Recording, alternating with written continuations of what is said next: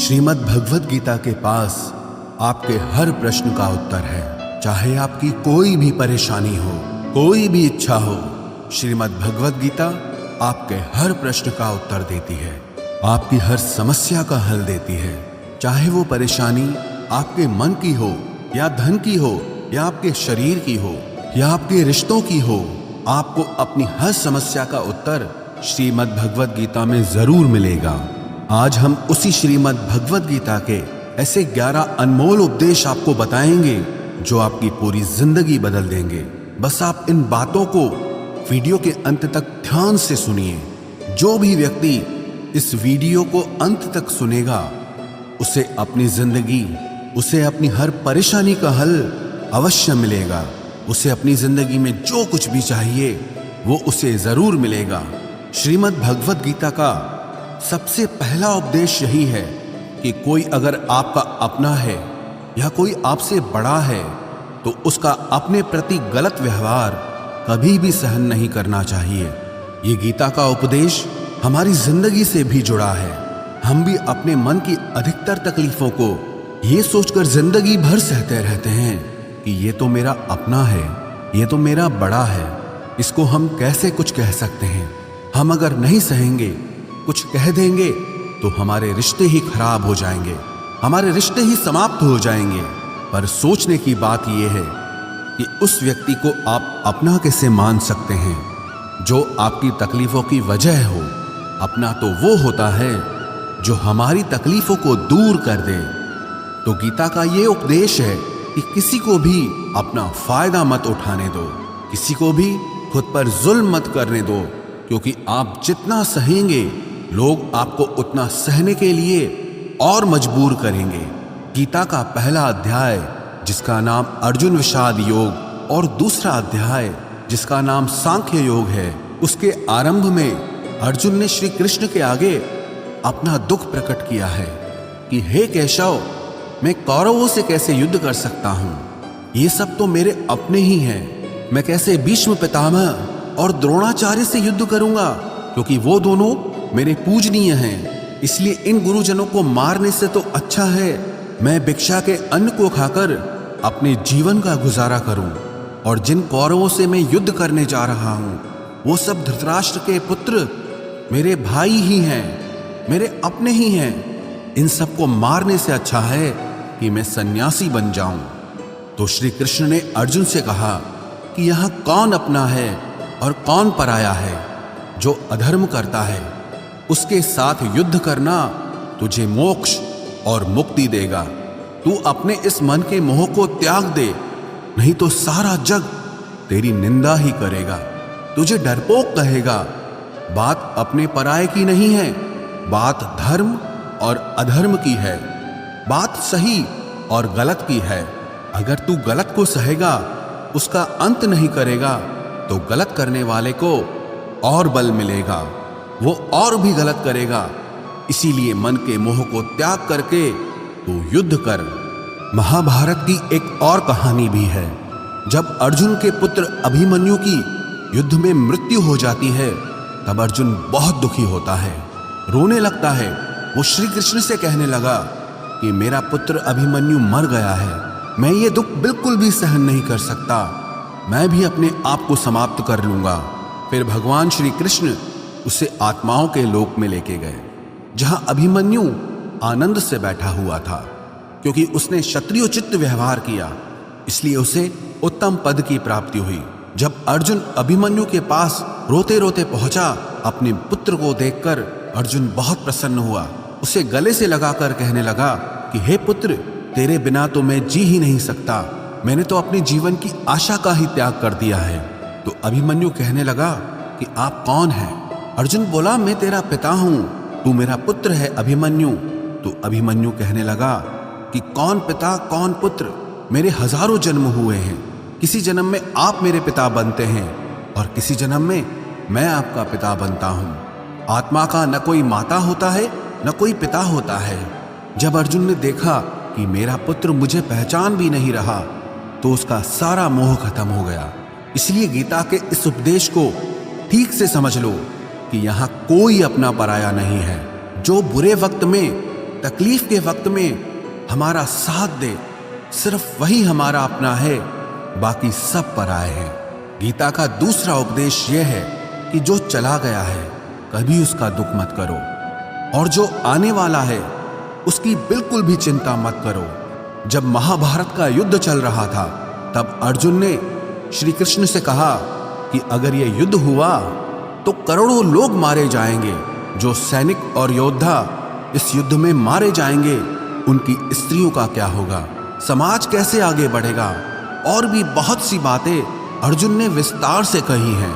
तो भगवान श्री कृष्ण ने कहा, अशोच्यानन्व शोचस्त्वम प्रज्ञावादांश भाषसे गतासून अगतासूश्च नानुशोचन्ति पंडिताः। श्री कृष्ण बोले, हे अर्जुन, तू बड़ी बड़ी ज्ञानियों जैसी बातें करता है, लेकिन जो सच में ज्ञानी होता है, वो जो लोग मर चुके हैं, जा चुके हैं या एक दिन जाने वाले हैं, उनकी चिंता नहीं करता है, उनका दुख नहीं करता है। तेरे हाथ में कुछ भी नहीं है, तू चाहकर भी कुछ कंट्रोल नहीं कर सकता। जीवन और मरण ये तो प्रकृति की नियति है। इसीलिए जो ज्ञानी होता है वो किसी के मरने पर भी रोता नहीं है। ज्ञानी जन ना ही बीते हुए कल का शोक करते हैं और ना ही आने वाले कल की चिंता करते हैं। इसीलिए जो होने वाला है वो होकर ही रहता है, और जो नहीं होने वाला है वो कभी नहीं होगा। ऐसा निश्चय जिसको समझ में आ जाता है, जिसकी बुद्धि में आ जाता है, उसे कभी कोई चिंता नहीं सताती, कोई दुख नहीं सताता। हमारे सारे दुखों का कारण ही यही है। या तो हम जो वक्त गुजर चुका है उसे सोच सोचकर परेशान होते रहते हैं, या भविष्य की चिंता कर करके खुद को बीमार कर देते हैं, नष्ट कर देते हैं। गीता का ज्ञान हमें यही सिखाता है कि ना तो हम बीता हुआ कल बदल सकते हैं और ना ही आने वाले कल पर कंट्रोल कर सकते हैं। हमारे हाथ में सिर्फ वर्तमान है, सिर्फ आज का ही पल है।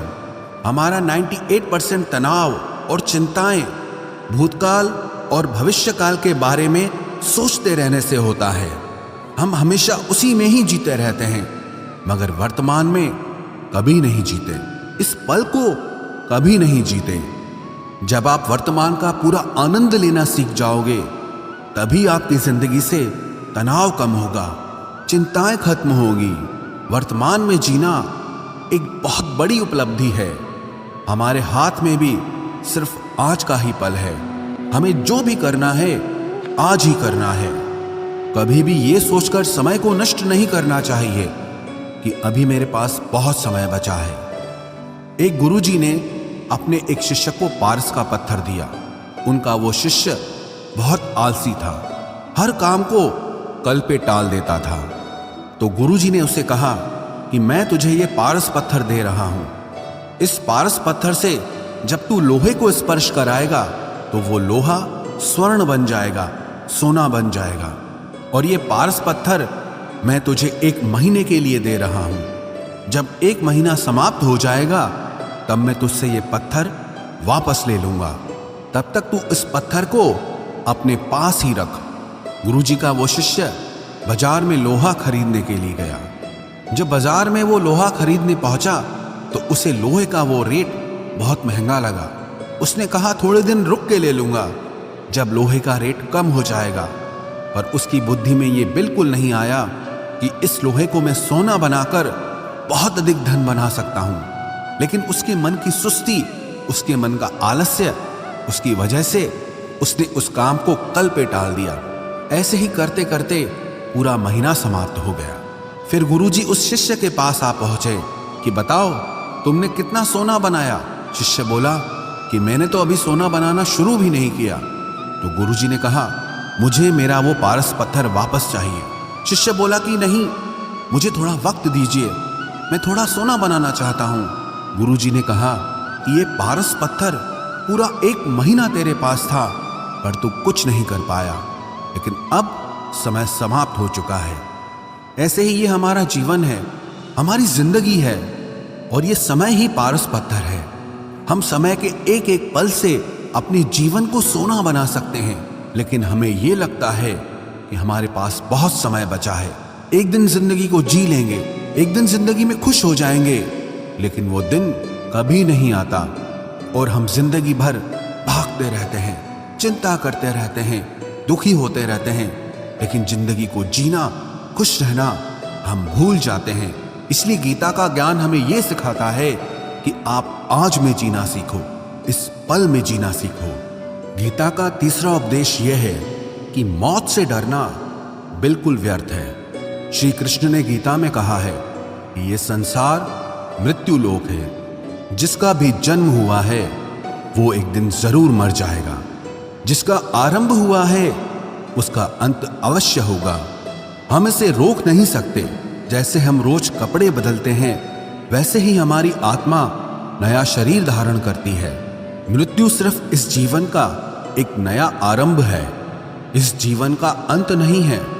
आत्मा कभी नहीं मर सकती और ना ही उसे कोई मार सकता है, लेकिन मौत का डर मनुष्य को सबसे ज्यादा लगा रहता है। मौत का दुख भी इंसान को सबसे ज्यादा होता है।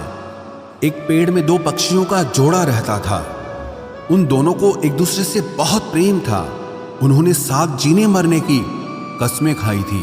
एक दिन वहां एक शिकारी आया और उसने एक तीर चलाकर वहां पेड़ पर बैठे मादा पक्षी को मार दिया।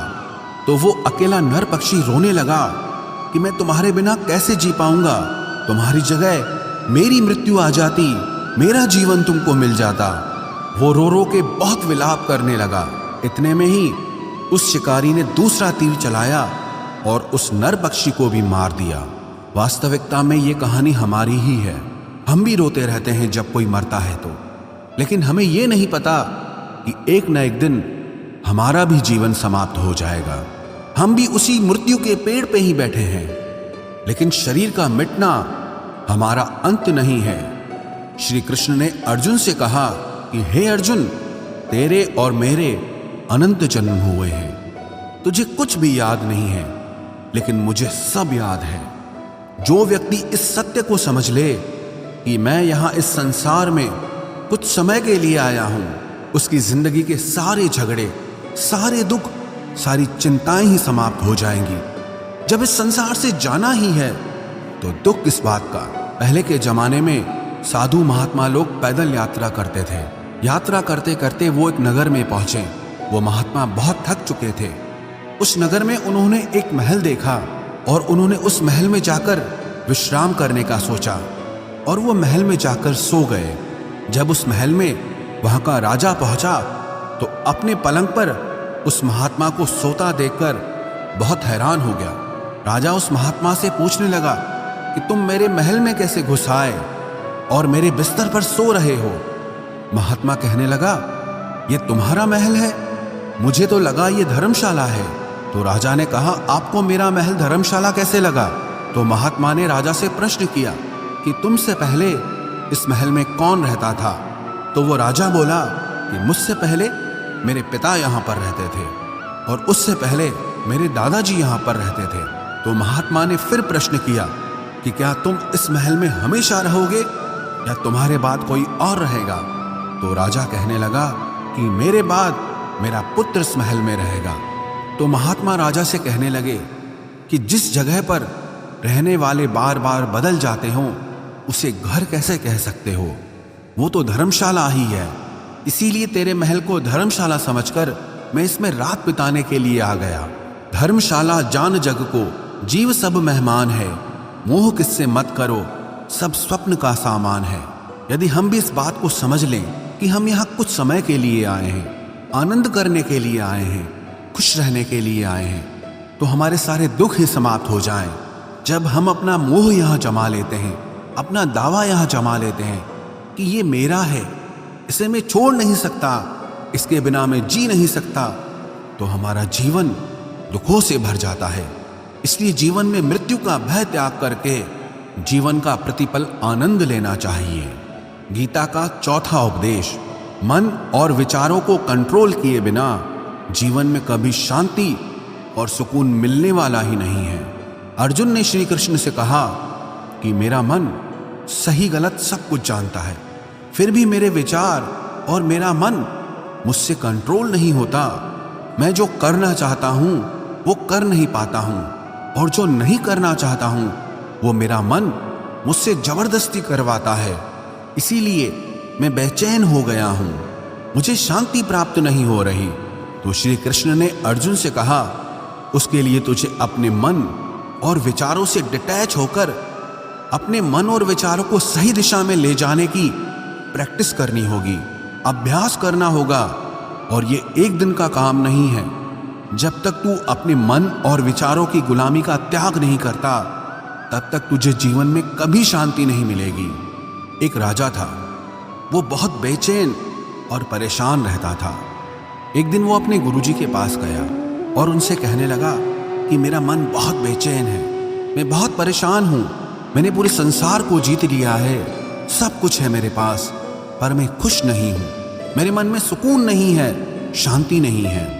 तो गुरुजी ने राजा से कहा कि तुम्हारे नगर में अगर कोई ऐसा व्यक्ति है जिसने सुकून को प्राप्त कर लिया है, शांति को प्राप्त कर लिया है, तुम उसका एक बार कुर्ता पहन लो तो तुम्हारे जीवन में भी शांति आ जाएगी। राजा बहुत प्रसन्न हो गया कि ये तो बहुत आसान काम है। वो अपने राजमहल में आया और राजसभा में वो सबसे कहने लगा कि आप लोगों में से जो भी शांत हो चुका हो, जिसे सुकून मिल गया हो, वो अपना कुर्ता मुझे दे दे। वो बदले में जितना भी धन मांगेगा मैं उसे दे दूंगा। सब लोग एक दूसरे का मुंह देखने लगे। पैसों का लालच आया, लेकिन सबको एक दूसरे की सच्चाई पता थी, क्योंकि किसी की जिंदगी में भी शांति और सुकून नहीं था। सब अपना सर झुकाकर वहां पर खड़े हो गए।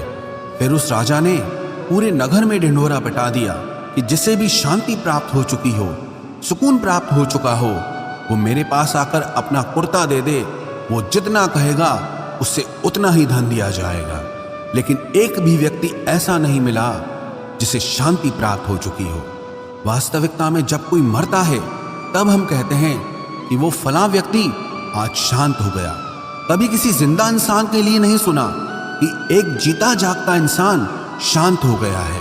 राजा के सैनिक पूरे शहर में ढूंढते रहे, फिर उन्हें पेड़ के नीचे एक महात्मा तपस्या करता दिखा, जिसके चेहरे पे एक शांति थी, सुकून था।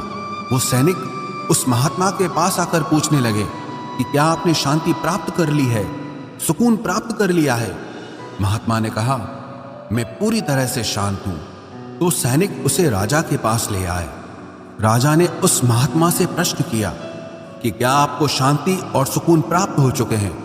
वो महात्मा कहने लगे, महाराज, मैं पूरी तरह से शांत हूं, मुझे कोई चिंता नहीं, मुझे किसी चीज की लालच नहीं, मुझे कोई इच्छा नहीं है। तो राजा भी बहुत प्रसन्न हो गए कि आखिर वो व्यक्ति मिल ही गया जिसे शांति की प्राप्ति हो चुकी है, जिसे सुकून प्राप्त हो चुका है। तो राजा उस महात्मा से कहने लगे कि हे महात्मा, आप कृपया करके अपना कुर्ता मुझे दे दीजिए, बदले में आप जो मांगेंगे मैं आपको दे दूंगा। वो महात्मा कहने लगे कि महाराज, सुकून और शांति तो मुझे मिल चुके हैं, लेकिन क्या करूं, मेरे पास कुर्ता ही नहीं है पहनने के लिए जो मैं आपको दे सकूं। जब राजा ने उस महात्मा की ये बात सुनी कि इस महात्मा के पास कुर्ता भी नहीं है पहनने के लिए, उसके बाद भी ये महात्मा एकदम शांत है, इसके जीवन में सुकून है, मैं सारी जिंदगी धन को जोड़ने में लगा रहा, दुनिया जीतने में लगा रहा, लेकिन मुझे शांति नहीं मिली, सुकून नहीं मिला। क्योंकि शांति और सुकून बाहर की चीज नहीं है, अपने भीतर की चीज है। इसीलिए जब तक कोई व्यक्ति अपने मन और विचारों को कंट्रोल नहीं करता, तब तक उसके जीवन में सुकून और शांति नहीं आती। और गीता का उपदेश हमें यही सिखाता है कि जीवन में शांति चाहिए तो मन को शांत करना सीखो। गीता का 5वां उपदेश यह है कि वासना, क्रोध और लालच सर्वनाश का कारण है, नरक का द्वार है। जिस भी मनुष्य में ये 3 अवगुण होते हैं, वो हमेशा दूसरों को दुख पहुंचाकर अपने ही सुख और स्वार्थ की पूर्ति करता रहता है। किसी भी चीज की हद से ज्यादा वासना करना और क्रोधी स्वभाव होना और मन में लालच होना उसके जीवन के सुख को समाप्त कर देते हैं, उसके सारे रिश्तों में जहर भर देते हैं। इन्हें नरक का द्वार इसीलिए कहा गया है क्योंकि जिस इंसान में अत्यधिक क्रोध है, लालच है, वासना है, उसका पूरा जीवन जहर से भर जाता है, उसको मरने के बाद नहीं, जीते जी यहीं पर नरक का दर्शन होता है।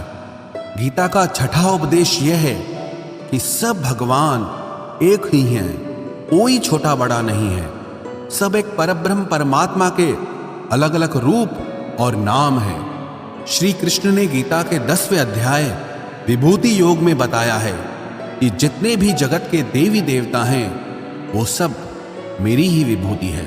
मैं ही शिव हूं, मैं ही इंद्र हूं, मैं ही यक्षराज कुबेर भी हूं, मैं ही अग्निदेव हूं, देवताओं के गुरु बृहस्पति भी मैं हूं, समुद्र भी मैं ही हूं, अक्षरों में ओम भी मैं ही हूं, काल का महाकाल भी मैं ही हूं, सारे जगत का नाश, उत्पत्ति और पालन करने वाला भी मैं ही हूं। श्री कृष्ण ने अर्जुन से कहा कि मेरी विभूतियों का कोई अंत नहीं है, इसलिए सब भगवान, सब नाम, सब देवता मेरे ही रूप हैं। इसीलिए तो किसी भी देव या ईश्वर में कभी भेद बुद्धि मत करना, कभी किसी को छोटा बड़ा मत समझना। और गीता का उपदेश हमें यह सिखाता है कभी भी किसी दूसरे के इष्ट को छोटा नहीं समझना चाहिए, या इस बात पर झगड़े फसाद नहीं करने चाहिए कि कौन बड़ा है और कौन छोटा है। गीता का 7वां उपदेश यह है, सुख की इच्छा ही आखिर में हमारे दुखों का कारण बनती है। श्री कृष्ण ने अर्जुन से कहा कि मनुष्य जितना सुखों की लालसा और इच्छा करता है उतना ही उसकी इंद्रियां सुख भोग में आसक्त हो जाती है, उतना ही इंसान का मन संसार के सुख और आकर्षण का गुलाम बन जाता है। और जितना सुख के पीछे भागेगा उतना ही उसे दुख के अनुभव से भी गुजरना पड़ेगा, क्योंकि ये संसार का नियम ही है। जो चीजें शुरू में मन को बहुत आकर्षित करती हैं बाद में बहुत दुख देती हैं, और जो चीजें शुरू में मुश्किल लगती हैं, कठिन लगती हैं, बाद में हमें बहुत काम आती हैं। गीता का 8वां उपदेश यह है, जो भी मनुष्य दुनिया के सारे सहारे छोड़कर सिर्फ भगवान को ही अपना सहारा मान लेता है, उसकी हर जरूरत वो ईश्वर पूरी करता है, उसकी हर प्रकार से रक्षा वो परमात्मा ही करता है। अनन्याश्चिन्तयो माम ये जनाः पर्युपासते तेषां नित्याभियुक्तानां योगक्षेमं वहाम्यहम्। जो भी व्यक्ति मुझे ही अपना सहारा मानता है उसका योगक्षेम मैं वहन करता हूँ। योगक्षेमं वहाम्यहम् अर्थात जो चीज नहीं मिली है उसकी प्राप्ति कराना उसका नाम योग है, और जो चीज जीवन में मिली हुई है उसकी रक्षा करना उसका नाम क्षेम है। तो श्री कृष्ण कहते हैं जो मुझ पे डिपेंड हो जाते हैं उनको जो चाहिए वो मैं जरूर देता हूँ, और उनकी हर प्रकार से मैं रक्षा भी करता हूँ। गीता का 9वां उपदेश यह है कि इस संसार में हमारा कुछ भी नहीं है। गीता सार में आपने कई बार सुना होगा कि तुम्हारा क्या गया जो तुम रोते हो, तुम क्या लाए थे जो तुमने खो दिया, तुमने क्या पैदा किया जो नष्ट हो गया, तुमने जो लिया यहीं से लिया, जो कुछ भी दिया यहीं पर दिया। जो आज तुम्हारा है कल किसी और का होगा, क्योंकि परिवर्तन इस संसार का नियम है। कल तक जिसके बिना आप जी नहीं सकते थे आज उनसे कोई रिश्ता ही नहीं है, बातचीत तक नहीं है। कहाँ गए वो जीवन भर के सारे रिश्ते, वो सारे मित्र जो साथ जीने मरने की बातें करते थे, आज पता भी नहीं कि वो लोग कहाँ चले गए। ये संसार परिवर्तनशील है, सब लोग यहाँ बदल जाते हैं, हर रिश्ता बदल जाता है, और तो और ये हमारा शरीर भी हर दिन बदल रहा है। बचपन से जवानी, जवानी से बुढ़ापा, और एक दिन ये शरीर हमारा साथ छोड़ देता है। तो किसके लिए रोना और किसकी चिंता करना।